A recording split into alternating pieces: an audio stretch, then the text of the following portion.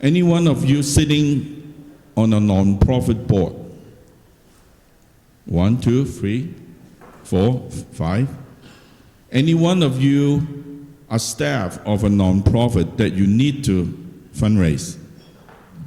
Okay. Or do you have a cause that is burning issue that you really want to find support? Okay.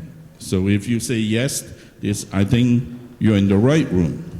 First, let me say this, you're not gonna just listen to me talking because I want you all to talk. So I'm gonna take all the mic down. And I'm gonna put in here, one in here, and the other one. So just come on up and ask the question. It's supposed to be a dialogue. First of all, sure. We can all share.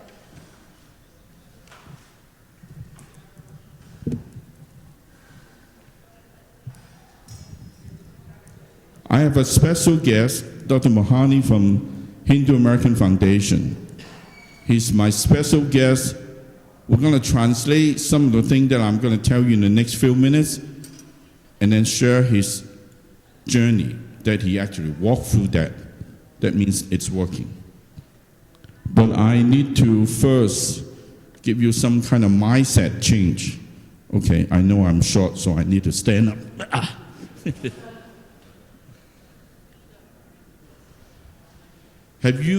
Has anyone read a report called The Invisible but in Need, AAPI?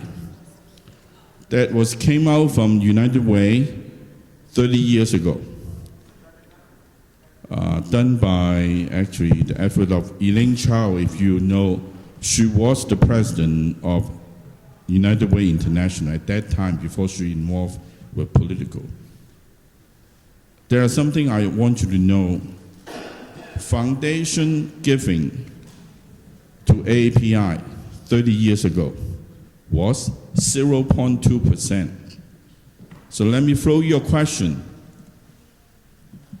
What do you think today's, when we have 23 million strong, what should be the percentage of giving from foundation to AAPI? Wild guess, anyone? 5%. Good. I wish. Anyone? Anyone? Last year I checked the Giving USA. It was 0.2%. Pitiful, right? After 30 years. So this is where we're dealing with. This is the factual. All right, now I need you to change your frame of mind. When you say, I want to raise money or fund development for nonprofit, I need you to drop the vocab called charity. You're not going after the charity. I want to learn the word, if you didn't have in mind, called philanthropy. Better yet, social investment, because you have to see yourself as equal partner to the funder. You have the solution. They have the money. They have no clue how to solve it. And you actually help them to spend their money wisely.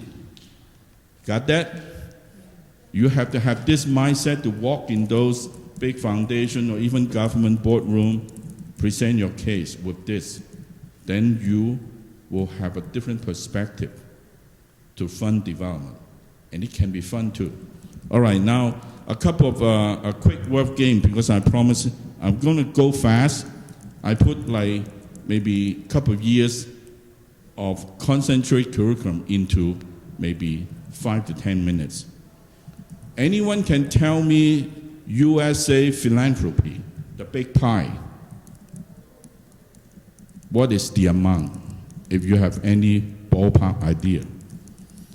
I'm only talking about giving to USA from philanthropy. What's the amount? Anyone know? I'll give you a hint. 2019, it was $449 billion with the B. Where are you in that pie? That is the question. 2020, when COVID hit, it is $466.23 billion. Last year, I just get that number, is $485 billion with the B. And one fact is the individual giving. From this, it is $326.87 billion from individual. So if your fundraising effort, you're focused on the corporate, the government, blah, blah, blah, then you might know you are tilted a little bit of your effort, okay? And what do you guess 2022 hasn't finished yet? What will it be? But I want to give you something that, oh good, can you enlarge this for me? Enlarge it as much as you could so people can see. For the next 10 minutes, I'm going to use this outline, and it's electronic. You can use it as your blueprint to adapt and adopt. Each nonprofit, if you don't have a roadmap like this, I suggest you have one and further detail. Why I say that? Nonprofit is different than political fundraising. You just need to get the money, and then you can tell the fundraiser, I'll give you 15% if you raise me $1 million. That is a transaction. But in nonprofit, you have to motivate people with your vision, your mission, and then your track record, that you really mean what you say. You do what you mean. And that is a given part. So every one of you develop your own. I'm not going to go into it. But now I'm getting to, if you haven't had this kind of outline, start them. First, government support. From federal level, state level, and local. Local means county and city. Remember, those are your tax dollar.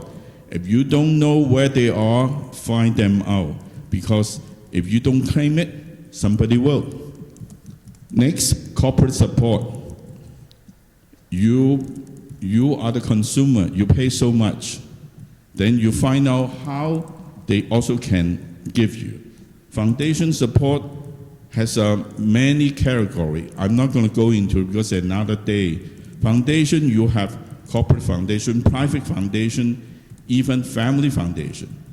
And then currently, a lot of the trend is they turn it into operating foundation, like a public charity. Means that if you're 501c3, you can turn yourself into a public charity. You raise money from the right hand, you give out money from the left hand. That is what they call the operating foundation. Next, individual support. I can't emphasize. That's why I put 3-star. This should be something that you should lay the ground. And board support, and I have to say, if you're sitting on a nonprofit board, as a foundation, a program officer before, the first thing I look at, does your board 100% participation in giving? It's not about amount, it's about personal support to your organization. Because I will ask you the question, if your leader, your board, doesn't even support your own organization, why should I? Remember this? So you have to make that as a statement, because when you can claim on the top of your proposal, 100% participation by our board and volunteer, this is a very convincing statement. All right, next. Marketing and earn income. I'm not talk too much about it because if you know the social platform, the IT, that can do magic. But I must say, most of the people say when we raise money, oh, just throw a dinner, have people buy table, buy ticket. Wrong. If you want to raise money, you should not do just special event. Although I did some of those, you have the strategy to raise money, but most of the time your special event is for marketing and also for donor cultivation, and also friend raising, not fundraising, because it's labor intensive and also cost not effective. The last but not least is looking for more long term. If your organization already been there for a little while, you need to think about setting up the endowment and plan giving. I give you a little example. If you have a lot of senior in your organization, just ask them to write your organization in their wills. Or if they give you maybe $10,000 each year, you ask them permission. May I have maybe $1,000 out of the 10 each year to purchase an life insurance policy beneficial to your organization? And then you know what happened? When the mature time, that 1,000 purchase policy become a 700,000 or $1 million in return to your organization as the endowment, if you set it up correctly. That can be little, but if you look at all these major universities sitting on multi-billion dollars endowment, they start with maybe $1 million or $5 million, but 40 years ago. But they know the game. The last but not least, each organization is very different. I call it R&D. It is fundable project, because a lot of people say, oh, this is in line with my mission. Then I will do 1, 2, 3, 4, 5, 10. You drive yourself crazy, because doing project, you need staff time, you need cost. You also have to know how to prioritize, pick out those fundable projects. That means that, in other words, to position your organization to be fundable. Recently, you look at the anti-hate crime, the mental health, and if you look at each of the state government, announce so many of those, but you have to be ready to take on those. If you're not ready, you're not positioned, you're already, then they will see that, oh, I have a program for money. You just create a program to chase after the money. That is not that convincing. So it have to be in line with your mission, vision, that whatever you're already doing, an enhancement, okay? So I'm putting a whole year curriculum into just 5 minutes. And you can ask me questions later on, but I want to give you something. The reason why I just said, even with the COVID, the individual giving arise. One of the things I want you to look at, anybody involved into fundraising that you have to approach, I call mega donor. Do you know what mega donor means? That is a definition of mega donor. Is like that person have to give over 450 million per year in order to be classified of mega donor. And if you happen on their radar screen or connection, you know you can actually move a lot of things. Let me give you a quick example. Just last year, I looked at the 10 mega donors. Total giving about 15 million of that 10 individual in 1 year. It actually increased almost 3.1% from last year. Everybody know Elon Musk, 5.74 billion. Those in political know Michael Bloomberg, 1.66 billion. Some of us will know Mark Zuckerberg and Priscilla Chan, 723 million, just last year. I'm talking about the most recent. Jack Dorsey from Twitter. Mackenzie Scott from McKinsey. Danny Sanford, Chair and CEO of United National. After that, I'm going to tell you the corporate matching program that you can immediately plug in that are what we call the low-hanging money. Phil and Penny Knight of Nike, Patrick and Shirley Ryan from insurance, they are multi-billionaire. Last but not least is Sergey Brin and Nicholas Shanahan of Google. And those are the people I mentioned. They give out various organizations. Last year, over 450 million.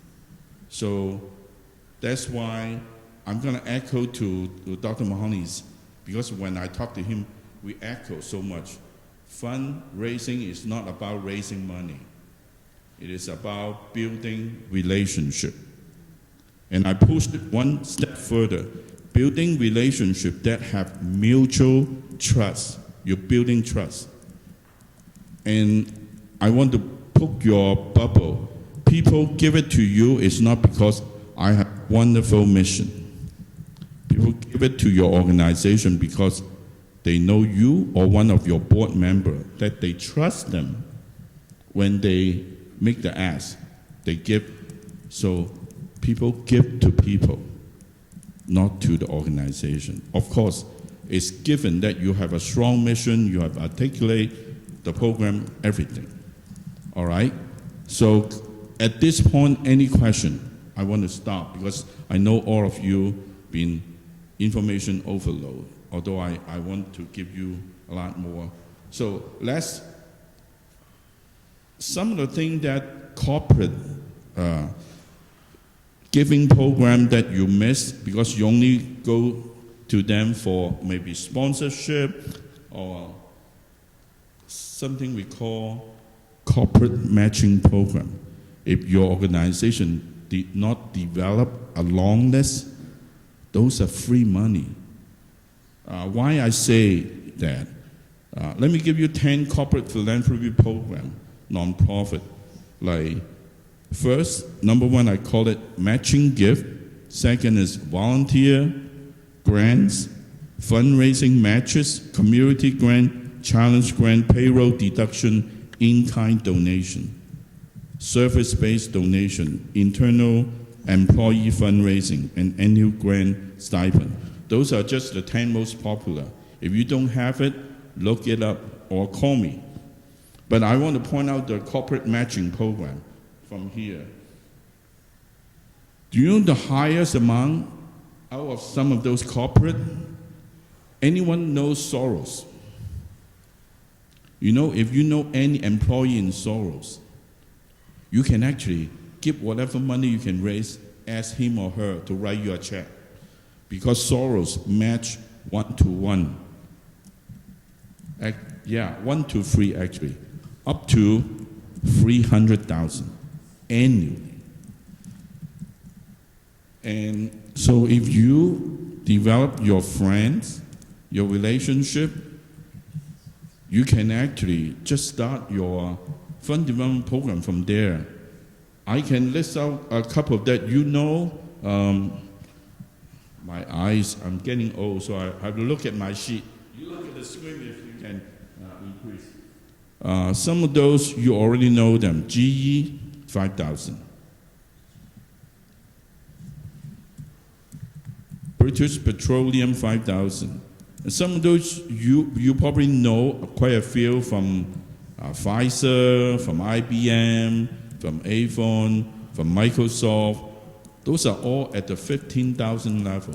And some of the corporations, they even give to, even if they retire.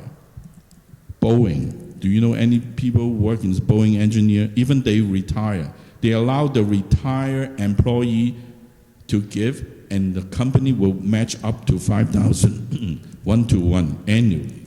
And I have this information, the deadline, the way.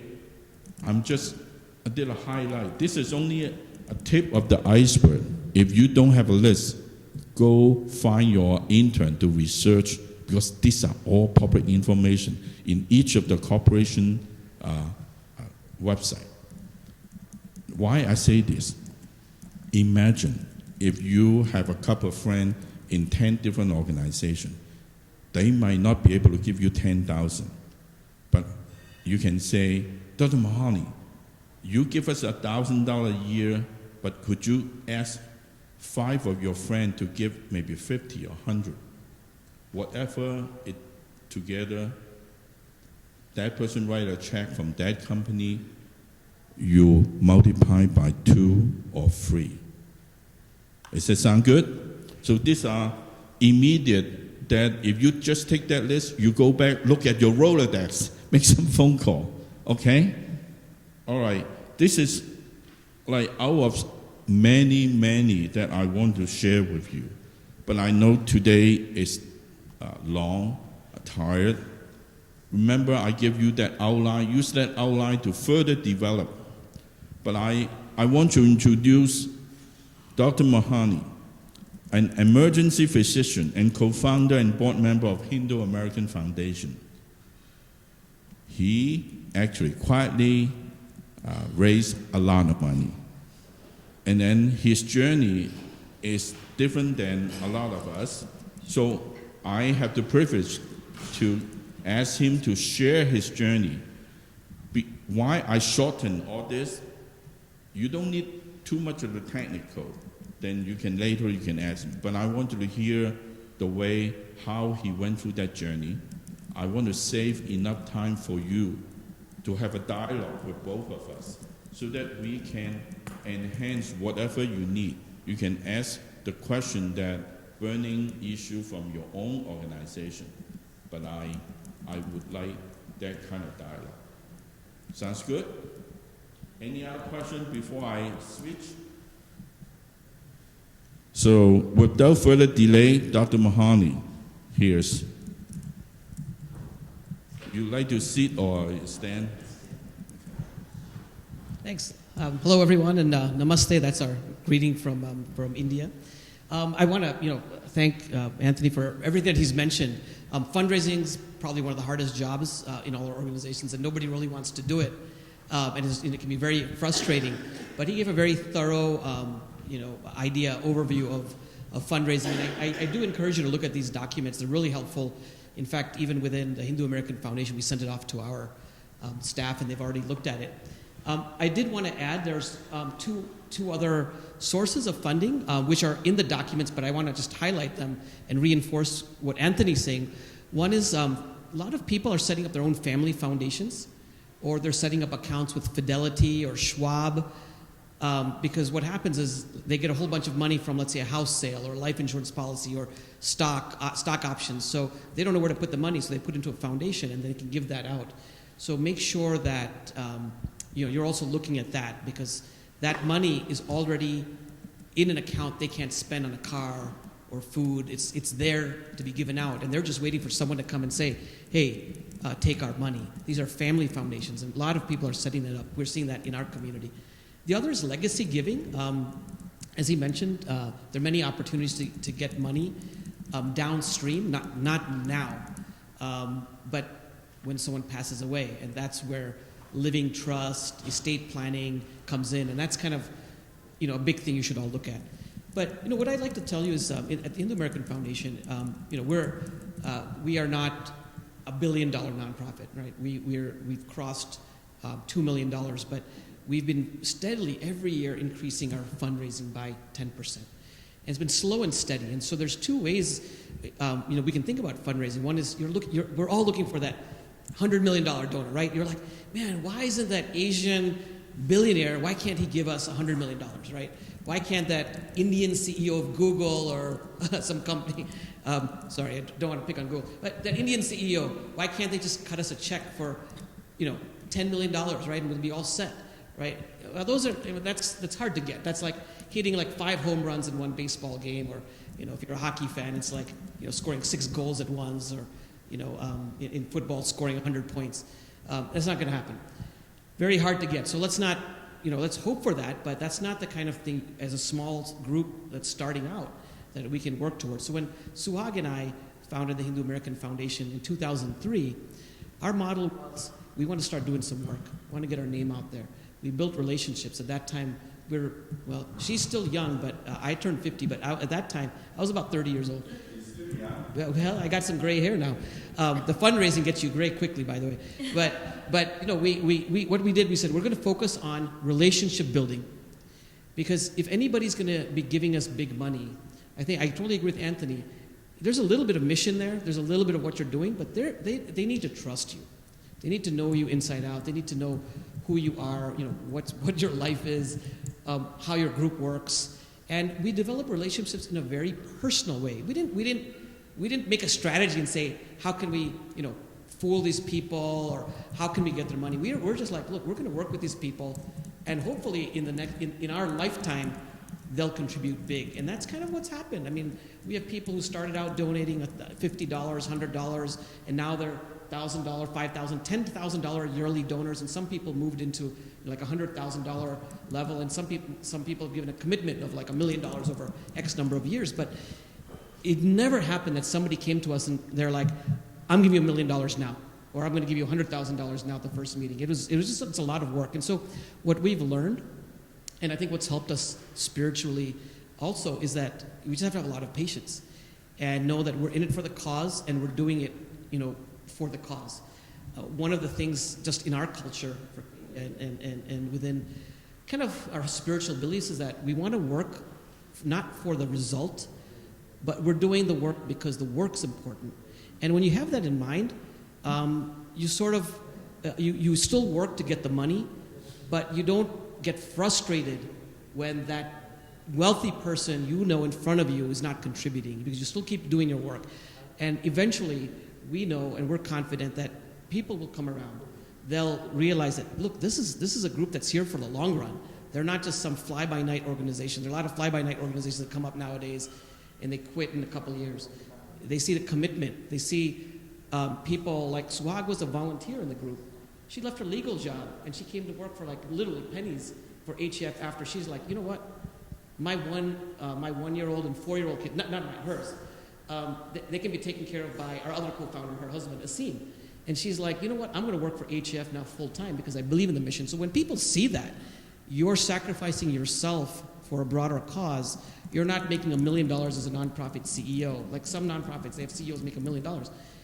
They see that commitment, and I think people appreciate that, and they're more willing to contribute when they see, as Anthony said, the board members contributing. So the take-home message for everyone here is, you can do it. Have that commitment. Let people know of your commitment. Have patience, and make sure people know that this group is led by high people, people with high character, high values, hard work, who are putting their life into this cause. I think you'll see success. Good. I want to play different hat as an audience and ask you that, Sure. why you do what you do, why you want to raise fund for Hindu American Foundation, because you're a physician.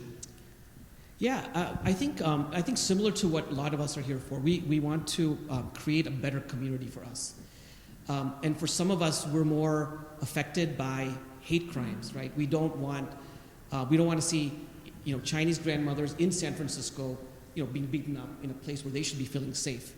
For me, Suhag, Rajiv, Vivek, some of us in the Hindu American Foundation, it's because we want to be understood as a 5,000-year-old civilization that's now going to be the world's India, where the spiritual homeland for us, is now going to be the most populous country in the world. We want people to understand our values, how we can contribute to America, how we have contributed, and we want to create a better future for future generations. So I think, if someone comes to me and says, hey, why should I support this? I'll say, look, our group is representing you. It's going to represent your future. Your children are going to have enough money to succeed because you gave them the most important thing, which is education. Now it's time for you to contribute to your legacy, the legacy of your culture, your civilization, your community. And we feel that there are many good groups out there, but this organization, because of who we have leading this, is a very, very good place for you to park your money, because we're gonna make you proud. May I ask you how much you have raised for Hindu American Foundation? Yeah, I think last year we raised, Suhag knows the secret numbers, but I think we were close to Ballpark? 2.5 million. Total? Oh, yeah. Since 2003?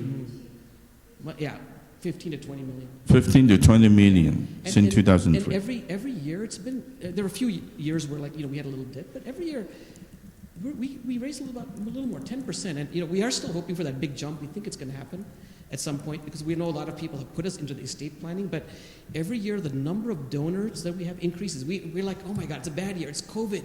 And then at the end of the year, we're like, how did we raise more money? Like, we didn't do any in-person events. How did we get more donors? It's like people connect and word of mouth spreads. And we're starting our first in-person event after 3 years this weekend in Long Island. And it's like all of a sudden we have 125 people who've RSVP'd just with 1 month planning, because people are like, we want you to come back here.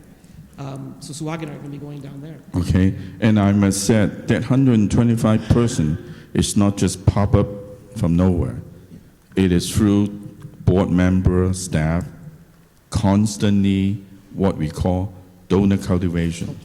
Phone call, this is what happened to us, this is the program, thank you for your support. So one of the major things is like, people get the dollar, they forget about the donor. You never know, your $200 donor will turn into $500,000 or $1 million. I'll give you an example. When I was at Pew, I have an 18 million portfolio each year, very tiny, because we give out 200 million each year.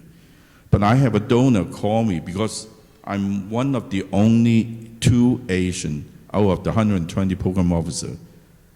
She said, I have about 15 million, I don't want to start a foundation, but I want to give to these 5 causes to API community. But I don't want to give it to those who will disappear next year. I want they have longevity. Where should I go? So I channel some money to the Asian Art Museum because she like art, and I know that they will go away, they will not go away in short time. So build up your reputation, your brand. You never know, anytime people can recommend it to you. Why I say that? Because that old lady driving a beat up Honda, I still remember her. But she owned property in Malibu. And then when she said this, I kind of list out a quick list and send her. So the art museum get $500,000 out of nowhere, what they even know, but at least I will give a hint to their development person, at least thank her. Then, you know what they find out? She was giving to the museum $200 per year for the last 10 years. But no one ever do what we call donor cultivation or donor upgrade. They just forget about it. So take good use of your thank you. You might change some of the people's mind when you reach to that level. Then somebody just say, could you come in? Because I did have people say, could you come in because I'm writing my will. I want to write this organization into. All I do, I send a bank wrap and thank that person, and then that organization has been in the will. When it mature, then another 10 million just trickle down to their account without knowing it. So things do happen, but you have to be first systematic and persistent. One of the things most of us have forgot about, donor just not pop up. Does any one of you know online research? We call donor identification. Do you know where to find your donor? How do you find your donor? Dr. Mahali. So we actually have a staff person who handles our development, and so they use a lot of online tools, including going to like LinkedIn, looking, doing some web searches, things like that, and then looking through networks. So when you connect with, you find somebody who knows someone. That's how you can find them. Great. I'll give you a quick tips. Doesn't cost you any money. Do you know your peer organization? Find your peer organization, particularly those good ones. Look up their annual report. At the end of the annual report, you see the donor list. And then if you look up a few other organizations, you see those donor name appear multiple times. Because my background, I was trained as a classical composer. in arts administration. So I look up arts. You get an opera company, a symphony orchestra, annual report, all of the name overlap. You just pick them out and start to educate them, not to ask for money. Send your program, send your whatever's positive thing, send it to them. Just want to share the story. If you share enough, then you can start invite them to your event, to your. It applies to you, your community. If you're a community organization, sister house, who are your competitor or peer organization? Find them out nationwide. Look at what they do and look at their support list. Then you might get some, even corporate who support that kind of cause. That means that they inclined to support that type of cause. So give you a lot of hints.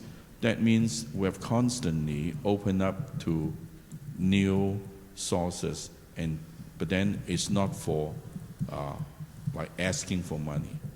One of my toughest job actually is giving money, that giving with equity, because you can easily give a $3 million grant to a Philadelphia Art Museum, for say, but I have to really advocate for Taller Puerto Ricano, a Spanish education community organization in the middle of a bad neighborhood. But that $40,000 to them is a lot more important than the big guy. So I have to extra advocate within my peer and my president. So sometimes if you're in that kind of position, you can help be the bridge person. That's why by the time I left the foundation, my president gave me a big hug, say, Anthony, sometimes I didn't know whether you work for me or work for them. I see it as a compliment. But I just want to have a couple minutes for Dr. Mahoney. Give you anything you want them to take home that can be practical. And also, you know my contact information. Contact me. I don't have a $1 billion to give to you, but whatever I learn, I heard what Mady say earlier. If you learn, you teach. If you're successful, you share. I have those information I'd love to share with you, whatever is appropriate to you. Sounds fair? Any other question? I didn't hear you guys ask questions. You mentioned reaching out to donors and sharing about your program, especially if they're new. Do you have a formula on how many non-ask points of contact are kind of the special sauce before you make the ask and it's successful? That is a $1 million question. Very good question. It is when you have a little sophistication, because when I do individual, I share with you my secret. I start what I call a blue book. Those big names, I'm not just arbitrary throw in. If you're not consistent, look at the Forbes 500. Look at those companies. Look at who is most wealthy, who is most philanthropy, who give whatever. Collect those information, start your blue book. Whenever you have opportunity, you send your related program or invitation. They might not come. Just like I call foundation visit. When you do foundation grant, you don't just fill in the guideline, read it, and send it out. The better yet is the year before you visit them. Just say, I want to have an information meeting with you. Understand what your organization do, and then also have a chance to present 5 minutes quick. After you do that, then you start cultivate. You already have the face-to-face connection, and put in those relevant programs. Don't send them too much thing because they got them a lot. If it's relevant to a point that they feel, then maybe 6 to 9 months is a mature period to invite them. Invite them as speaker, invite them as community, what we call the observer, or even attend your program. So those are the things that is part of the donor cultivation. I can speak the whole day just on this because, yes, 20-some years ago, I was teaching fundraising for graduate students. And I was on the AFP board. But when I get into the foundation, I have to resign from all those. But I'm the amphibian. I like to help people who try to raise money know where to put. Such as Alaska now has new opportunity. Let me give you a quick tips. Government grant, state and federal, particular federal, you can negotiate, pre-negotiate an indirect rate. Why I say that? Once you have the indirect rate approved by the federal, every dollar you raise, whatever that percentage, no question asked to go to your overhead. That's why I negotiate for Nueva Esperanza, a Hispanic community development corporation. 26% of indirect rate. Every $1 million, I have 260,000 that I can hire the best executive for the program, the personnel. You pay people correctly, pay people to the appropriate, then you provide the top quality of program.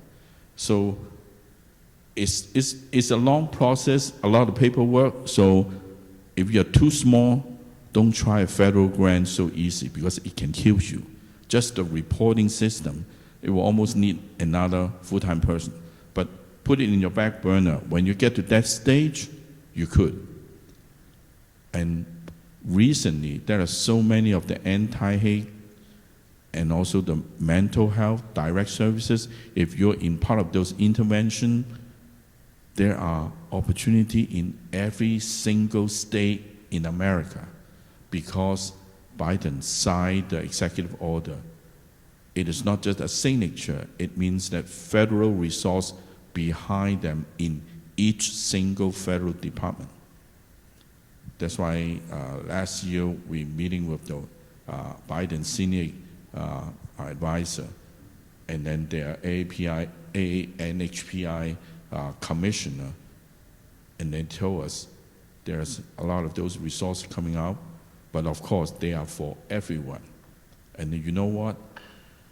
African American and Hispanic are most savvy. They know where they are. They're already waiting and what I call position themselves to be able to fund. We are like a few steps behind. So position yourself. Position yourself means get your organization organized in order. Your audit, your financial statement, your program, utilize the marketing, the website. It is something you should invest into. Use a lot of those young folks that they are very savvy in those. Doesn't cost you that much money. Don't go to big company to create those costly websites. Sorry, I take too long to answer this. Any other question? Yes. We have a lot of cultural healers. We trying to identify some of the mental health funding for them. But of course, our practice through shamans and through the herbalist is not accepted by the Western standard. And we have a very difficult time to justify our cultural healer is part of the mental health system. Is any suggestion where we can come in with some creative ideas? Yeah, our group hasn't gotten to this to have the infrastructure to get federal grants yet. As you said, we haven't, right? Yeah, because it's a lot of overhead. So I don't know how to navigate that. But what I've heard from other groups is that if you're getting to the stage of like getting grants, it's nice to get people with experience in grant writing, because what they can do is translate what you want to do into language that a federal administrator can understand. And this actually gives me an idea to mention. This is totally separate from grants. One of the things that our foundation worked on is what they call a religious worker visa program. And this relates to what you're saying, because in this religious worker visa program, the definitions the federal government used for what a religious worker from a foreign country is who can come to America and work in a religious institution was very much using language that a European Christian organization would understand. But if you have the nomenclature you used, a cultural, what is the language used? Shaman. Like a shaman, or in the context of, in the context of someone from India, like a temple architect who's spiritually trained to design a temple, which is a spiritual place of worship, or a priest in a non-Catholic context. The federal government had no idea what those people were, so they weren't getting visas. So we had to explain to the federal government that you just need to broaden your definition and language so that ethnic communities like, the Indian community or other communities in the world, people who follow like shaman traditions or other indigenous or Asian traditions, can then be understood by a federal government person who's going to process the application. So what I would say is, for a grant like that, it sounds like what's needed is training somebody receiving the grant to interpret what you're doing so they understand that this is just another name for a worker who's doing the same, providing the same service to the community. To get to that point, I guess you need someone who understands grant making and maybe has perhaps some inside information, but it's really worth a shot to, explain that. That's what I would say. I want to echo on this. What you just talked about is like, first, all of us, not just you, have to learn how to tell our story, articulate them, not just to our own folks, to be able to speak the language that at the mainstream that they can understand. The reason why I say that, if you're an API organization, Google or check out the Go House. Has anyone heard about this? See? They are a bunch of API that are from Hollywood. They want to give out grants to Asian American and Pacific Islander organizations that can tell their story. They also use the community grading, means that if you are endorsed by so many of your community members, send it to them. The winner in each state get 100,000, just like that.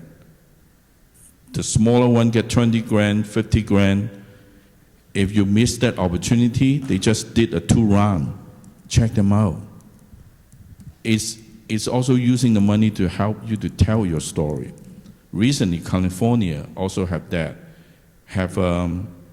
like about 110 million, but more for intervention, mental health, direct service, but they earmark about 11 million for AAPI minority media company to tell our story.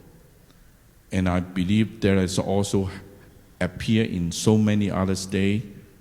Look them up. There is a government grant.gov. Check that website and then have an intern to look it up, because even though government grant mostly, when they announce, you only have 60 to 90-day window to apply.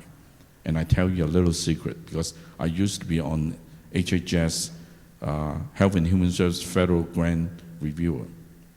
If they want you to get grant, a year ago, I'll come to you and I'll send a technical assistant called TA company to educate you. Make sure you are well prepped, well positioned. When we announce the grant, it's open competition. Everyone can apply, of course, but you will be the most prepared one. And when the proposal being reviewed, you got that. They don't do any other trick, but you will be the best candidate. But you are not on the same playing field, because if the department want this organization win, they will prep you. That's how I learned from the Hispanic organization. Wow, we flew into Florida, meet with the HHS secretary, and then come back with all this help. This is how the Hispanic are doing. When they want to get the national agenda to the president, 20 years ago, we start an event called Prayer Breakfast. Every time the president is the, by default, invitee and the highest rank of the other party. That's why even the first one, we have 3,000 people from all 50 states representing Hispanic community, faith and community-based leaders all show up. The tradition going on every year, and that is also a platform for them to present one, not many, national agenda each year. Can be very powerful. But we still have to catch up and learn to do that. Any other question?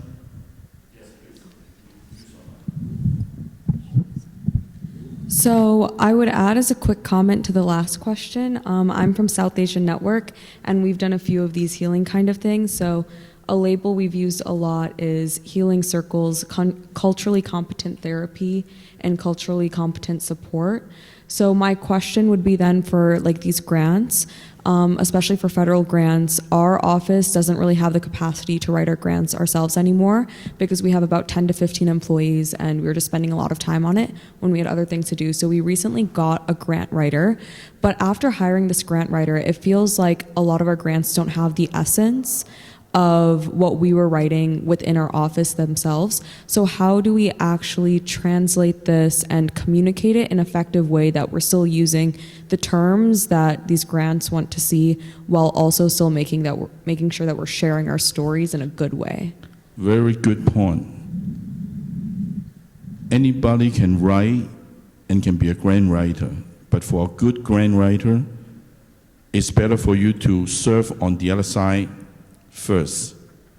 If you ever been the reviewer, there is a criteria. You actually, what I learned before I write, the state sent me to the NEH, National Endowment of Arts, National Endowment of Humanity. Sit behind, just observe, and how they ask questions, how they review. After that, you know exactly what kind of, we call buzzword, you have to include in the proposal. Because when you have that, it rings the bell right away. Because if I may say, when they review proposal, they don't really read them all. They're looking for those information they're looking for. If they can't find it, check. If they find it, they check. Then you will get retained. So learn by reading their guideline. They will use those specific lingo. Sometimes it might be rare, you don't understand. But if you understand where they're coming from, you're not writing something that I'm so wonderful. Rather than it's target-oriented writing. Whatever they need, they ask already. Answer them, particular federal and state grant, meticulous, like point by point, just fill it up. And corporate is different. Corporate, you have to learn about the market. Because corporate, I'm sorry to say, the cold-hearted, they are not in philanthropy. If your benefit help them to reach the market segment they reach, then you are in. So their marketing dollar has a much bigger budget than what they call the corporate or social responsibility there. Those are more tiny. You have to know different kind of mentality so that you write with a target oriented. Am I answering your question? Yeah. Anything to add? I know I'm holding you for the dinner, so 6:30 is our happy time. If you don't have any question, thank you all for participating. And it is an unfinished journey, and I'm glad that you want to take that hard course because raising money for nonprofit is not a glamour job, and a lot of time it's not even a thankful job. But it is important, it's for survival. So I hope that you can survive and thrive, because whatever the skill you transfer, you can take your program to a further ground and benefit others. All right. Thank you. I'll see you later tonight.